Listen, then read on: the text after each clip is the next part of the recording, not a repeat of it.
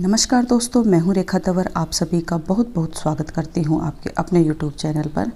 आज की वीडियो में आप जानेंगे 5 सोमवार पशुपति व्रत से जुड़े कुछ ज़रूरी नियमों के बारे में। अगर आप भी 5 सोमवार पशुपतिनाथ के व्रत कर रहे हैं तो इन नियमों का आपको अवश्य ही पता होना चाहिए। इससे पहले मैंने 5 सोमवार पशुपति व्रत के काफ़ी वीडियो अपने चैनल पर अपलोड किए हुए हैं। इसी वीडियो के नीचे मैं उनका भी लिंक पिन कर दूंगी। अगर आप देखना चाहें तो उसे भी एक बार अवश्य देखें। व्रत से जुड़ी हुई हर दुविधा आपकी समाप्त हो जाएगी। आज की वीडियो में सबसे पहले आपका प्रश्न आता है, 5 सोमवार पशुपतिनाथ के व्रत दीदी हम कब से शुरू करें? तो देखिए, शिव पुराण में जो पशुपतिनाथ का वर्णन किया गया है व्रत करने का, वो काफ़ी विस्तार से बताया गया है, जो आम गृहस्थ जन हम नहीं कर सकते। चैत्र नक्षत्र से इसको शुरू किया जाता है। व्रत जो है कंटिन्यू 5-7 दिनों तक चलता है, लेकिन मैंने आपको संक्षेप विधि बताई है और बिल्कुल शॉर्टकट विधि बताकर मैंने आपको पशुपति व्रत करने के लिए कहा है। और काफ़ी लोगों ने इस व्रत को किया है, माना है, उनकी मनोकामनाएं भी पूर्ण हुई हैं। मैंने इससे पहले एक वीडियो अपलोड भी किया था, क्या 5 सोमवार करने से पशुपतिनाथ के मनोकामना पूरी होती हैं? तो मैंने प्रूफ के साथ आपको दिखाया है। आप एक बार उस वीडियो को भी देखिए, आपका सारा कन्फ्यूजन दूर हो जाएगा। सबसे पहले आपका प्रश्न आता है कि इस व्रत को हम कब से शुरू करें? अगर आपके मन में किसी प्रकार का कोई भ्रम नहीं है, कोई शंका नहीं है, तो आप इस व्रत को शुक्ल पक्ष, कृष्ण पक्ष कभी से भी शुरू कर सकते हैं। अगर आपको लगता है कि शुक्ल पक्ष में ही व्रत करना उत्तम होता है, तो आप किसी भी महीने के पहले सोमवार से पशुपतिनाथ के व्रत कर सकते हैं। आपका अगला प्रश्न आता है कि सोमवार के दिन जब हम व्रत रखते हैं तो क्या हमें बाल धोना चाहिए या बगैर बाल धोले ही हमें पूजा कर लेनी चाहिए? तो देखिए, सोमवार का दिन बाल धोने के लिए तो सबसे उत्तम बताया गया है, लेकिन जब हम किसी व्रत को करते हैं, जैसे सोमवार का व्रत करते हैं, तो सोमवार के व्रत वाले दिन हमें बाल नहीं धोने चाहिए। बाल धोने से हमारा चंद्रमा ग्रह है वो कमज़ोर होता है। चंद्रमा ग्रह कमज़ोर होगा तो हमें मानसिक जो परेशानियां हैं वो लगी ही रहेंगी, तो इसलिए बाल धोने के लिए मनाही की जाती है। अगर आप रविवार के दिन बाल धोना भूल गए हैं तो ऐसे में आप सोमवार के दिन जब भी आप बाल धोएं तो थोड़ा सा कच्चा दूध आप अपने बालों में लगाकर अगर धोएंगे तो कोई भी दोष है वो आपको नहीं लगेगा। जो दोष है उसका जो दुष्परिणाम है वो कम हो जाएगा। आपका अगला प्रश्न है, इस व्रत की पूजा क्या हमें मंदिर में ही करनी चाहिए या हम घर पर भी कर सकते हैं? इस व्रत की पूजा वैसे तो मंदिर में ही करनी चाहिए, क्योंकि मंदिर में प्राण प्रतिष्ठित मूर्तियाँ होती हैं जिनकी पूजा करने से हमें शीघ्र ही फल मिलता है। अगर आपके आसपास मंदिर नहीं है या फिर काफ़ी दूर है, आप मंदिर जाने में असमर्थ हैं, तो ऐसे में आप इस पूजा को पूरे विधि विधान के साथ घर पर भी कर सकते हैं। इसका वीडियो भी मैंने अपने चैनल पर अपलोड किया हुआ है। अगर हम पशुपतिनाथ की पूजा घर पर करेंगे तो प्रसाद का, दीपकों का हम कैसे करेंगे, तो मैं उसका भी आई बटन में लिंक दे दूँगी, उसे भी आप एक बार देख लेना। आपका अगला प्रश्न है, क्या इस व्रत की पूजा एक ही मंदिर में करें या फिर मंदिर को बदला भी जा सकता है? अगर आपने सुबह की पूजा अलग मंदिर में और शाम की पूजा किसी दूसरे मंदिर में की है तो इसमें किसी प्रकार की कोई दिक्कत नहीं है। शिव मंदिर होना चाहिए, शिवलिंग होना चाहिए, और शिवलिंग में पशुपतिनाथ का निवास होता है। निसंकोच आप किसी भी मंदिर में दोनों समय की पूजा बदल कर भी कर सकते हैं। आपका अगला प्रश्न है, क्या शाम के समय हमें शिवलिंग का जलाभिषेक करना चाहिए, पंचामृत चढ़ाना चाहिए, दूध चढ़ाना चाहिए या फिर शुद्ध जल से हमें स्नान करना चाहिए? और काफ़ी लोग बोलते हैं कि शाम के समय शिवलिंग का अभिषेक नहीं करना चाहिए।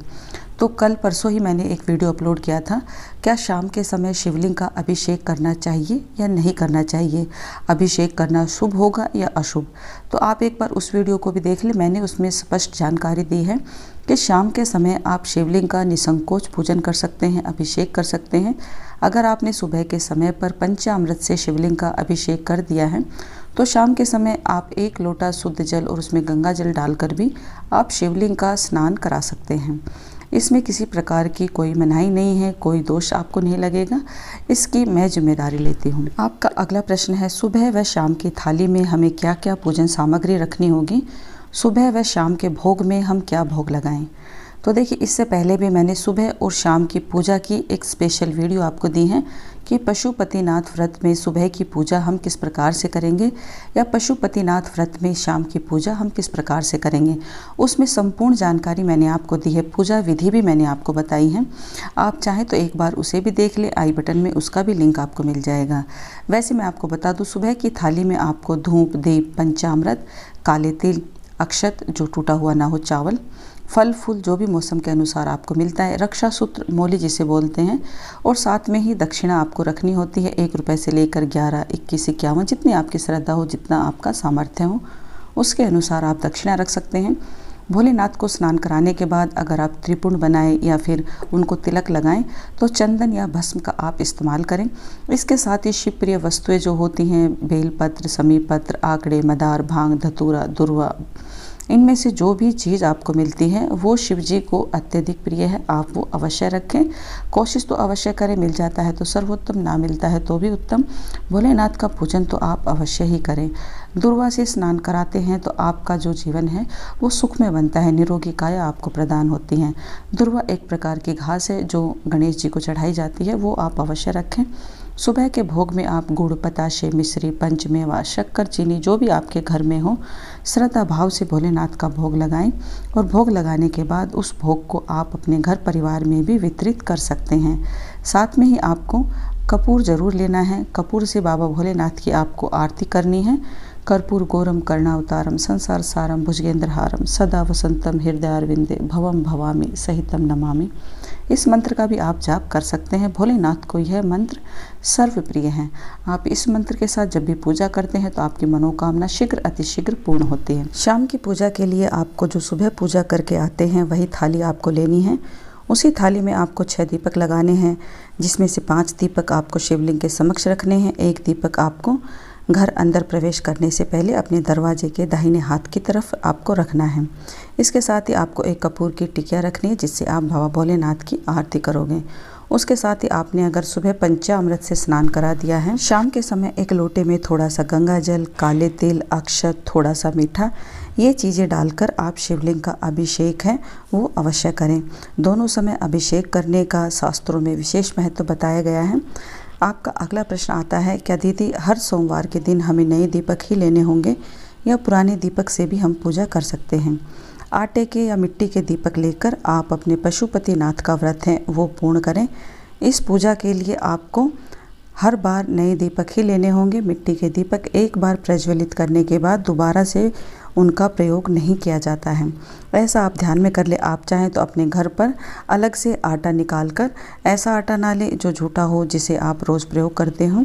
अलग से थोड़े से आटे का आप छोटे छोटे दीपक बनाकर शाम की पूजा में वे ले सकते हैं। आप चाहें तो इकट्ठा मिट्टी के दीपक लाकर आप वे भी जला सकते हैं। आप चाहें तो पत्तों से बने डोने छोटे छोटे आते हैं, उनके भी दीपक तैयार कर सकते हैं, या फिर आप केले के पत्ते का दीपक बनाकर भी तैयार कर सकते हैं। हर सोमवार के व्रत में दीपक आपको नए ही लेने हैं।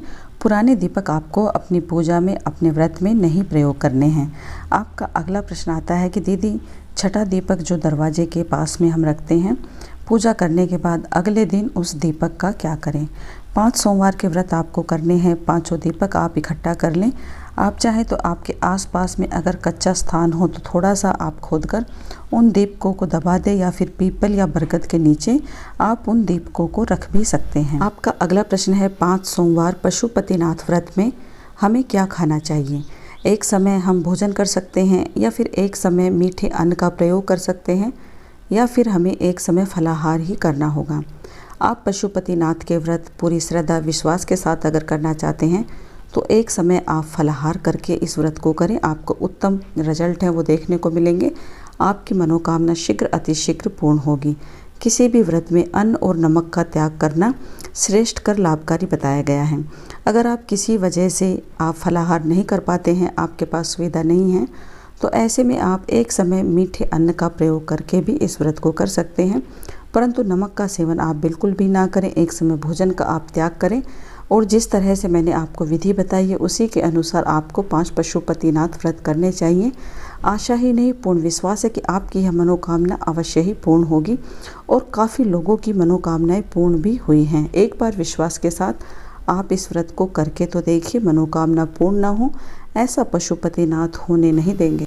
आपका अगला प्रश्न है, शाम के समय क्या हमें फलाहार ही ग्रहण करना है या इसके साथ और भी कुछ हम खा सकते हैं? शाम के समय जब भी आप फलाहार बनाएं तो कम से कम 3 कटोरी फलाहार तो आप अवश्य बनाएं। 2 कटोरी आप शिवलिंग पर अर्पित कर दें और 1 कटोरी प्रसाद आप स्वयं ग्रहण करें। और शाम वाला प्रसाद आपको अपने घर परिवार में बांटना भी नहीं है। सुबह के भोग प्रसाद को आप बांट सकते हैं अपने घर परिवार में, लेकिन शाम का भोग प्रसाद आपको स्वयं ही ग्रहण करना है। 1 कटोरी प्रसाद फलाहार में आप ले लें। साबूदाने की, सामक की खीर बनाकर भी आप ले सकते हैं। आप 1 कटोरी ले लें। पत्तों से बना हुआ डोना ले लें, जो आपकी सुविधा हो उसके अनुसार। पत्तों से बने हुए डोने में आप 2 हिस्सा 1-1 कटोरी की मात्रा में शिवलिंग पर अर्पित कर दें और 1 कटोरी प्रसाद आपको स्वयं ग्रहण करना है। शाम के तीसरे हिस्से के फलाहार के साथ आप चाहें तो मौसम के अनुसार फल और दूध भी ले सकते हैं, लेकिन आपने जो पहले से फलाहार के हिस्से किए हैं और जो घर में बच जाता है, उसके अलावा आपको शाम के भोजन में आपको कुछ भी ग्रहण नहीं करना है। आपका अगला प्रश्न है कि सुबह और शाम की पूजा का सही समय बता दीजिए। सुबह की पूजा सूर्य उदय के 1.5 घंटे के अंदर आप कर लें तो सर्वोत्तम होगा, या 2 घंटे तक भी आप अपनी पूजा को संपन्न कर सकते हैं। इसी तरह से शाम की पूजा जब भी आप करें, सूर्य अस्त के 1.5 घंटे के अंदर आप अपनी पूजा को संपन्न कर लें। कपूर से आरती अवश्य करें। शिव पूजा करते समय उत्तरमुखी होकर आपको पूजा करनी चाहिए। शिवलिंग का अभिषेक करना चाहिए। इसी तरह मैंने आपके अनेकों कमेंट के रिप्लाई आज की वीडियो में किए हैं। अगर अब भी आपके कमेंट बचते हैं तो बेझिझक आप कमेंट करके मुझसे पूछ सकते हैं।